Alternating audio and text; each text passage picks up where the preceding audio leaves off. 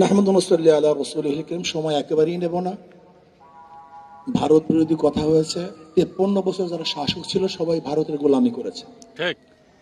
আসলে যারাই শাসক ছিল এবং যারা ক্ষমতায় যাওয়ার চিন্তা করতেছে তারাও ভারতের দালালি শুরু করেছে অলরেডি। আর বাংলাদেশের 53 বছর যারা ক্ষমতায় ছিল তারা কেউ এই জনগণের আশা এবং আকাঙ্ক্ষার পুনরাবৃত্তি ঘটাতে পারেনি। আমি আজকে গোল টেবিল বৈঠক থেকে শুধু একটা প্রস্তাব দিতে চাই যে শিক্ষার মধ্যে এমন কোনো জায়গা নাই যেখানে ধ্বংস করা হয়নি।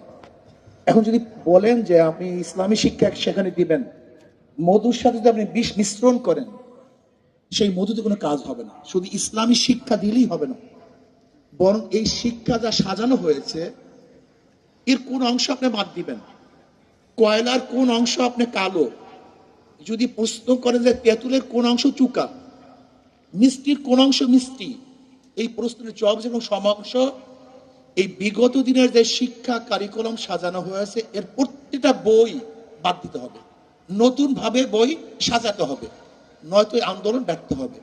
আর একটা কথা হলো এই ইসলামী আন্দোলন বাংলাদেশ 5ই জুলাই বৈষম্য বিরোধী আন্দোলনের 5ই জুলাই থেকে শুরু করেছে।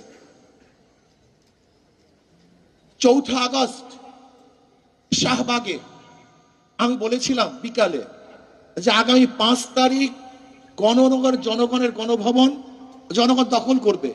আল্লাহর কি কৃষ্ণা কাকতালীয় ভাবে সেই 5 তারিখই দখল হয়েছে, কিন্তু বৈষম্য বিরোধী ছাত্র আন্দোলন ইসলামী আন্দোলনের খবরও নেয় না যে তারা কোথায় আছে, কি করবে, কি করতেছে।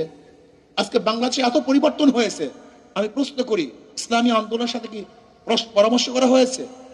অথচ যারা যেই সমস্ত দলের মহাসচিব ডিক্লার দিয়েছে, ঘোষণা দিয়েছে যে আন্দোলনের সাথে আমরা সম্পৃক্ত নই, তাদের হুকুম চলতেছে আর আমরা জীবন বাজি রেখে মাঠে ঝাঁপিয়ে পড়েছিলাম গুলির সামনে, অথচ আমাদের খবরও নেই। এখানেই তো বৈষম্য শুরু হয়েছে। বৈষম্য বিরোধীর আন্দোলন তো বৈষম্য এখান থেকে শুরু হয়েছে। এই বৈষম্য বিরোধী আন্দোলন যদি এখান থেকে বৈষম্য শুরু হয়, মনে রাখতে হবে প্রথম ছিদ্র হয়, সেখান থেকে প্রলয় সৃষ্টি হয়। ইসলামী আন্দোলনকে যদি বৈষম্য বিরোধী আন্দোলন গুরুত্ব না দেয় তাহলে ইসলামী আন্দোলনের প্রথম তাদের বিরুদ্ধে মুখ খুলতে বাধ্য হবে। এবং রাখতে হবে ইসলামী আন্দোলন সবসময় সত্য এবং সঠিক কথা বলে আসছে, বলতে থাকবে, বলবে ইনশাআল্লাহ। আমরা জীবন বাজি রেখে ঝাঁপিয়ে পড়েছিলাম ইসলামী আন্দোলন বাংলাদেশ দলীয় ভাবে এককভাবে বাংলাদেশের অন্য কোনো দল ব্যানার নিয়ে, এবং আমাদের পর্যায়ে কোনো লিডার এই বৈষম্য বিরোধী আন্দোলন অংশগ্রহণ করে নাই। ইসলামী আন্দোলন বাংলাদেশ আমাদের পর্যায়ে লিডার জীবনের বাজি রেখে বৈষম্য বিরোধী আন্দোলন সাকসেস করেছি। অথচ দেখা যায় ইসলামী আন্দোলন বাংলাদেশের খবরই নেয় না, এরা আসি কি তা জানাও যায় না। যারা নিজেদের নাম ব্যক্ত করতে লজ্জা পেয়েছে, ব্যক্ত করে নেই, তাদেরকে গুরুত্ব দেন আর বৈষম্য বিরোধী আন্দোলনের বৈষম্য বিরোধী কথা বলবেন, এটা হয় না। আসেন শিক্ষা সংস্কৃতি করি, এ দেশকে সংস্কৃতি আল্লাহ আমাদের সবাইকে কবুল করে নেন।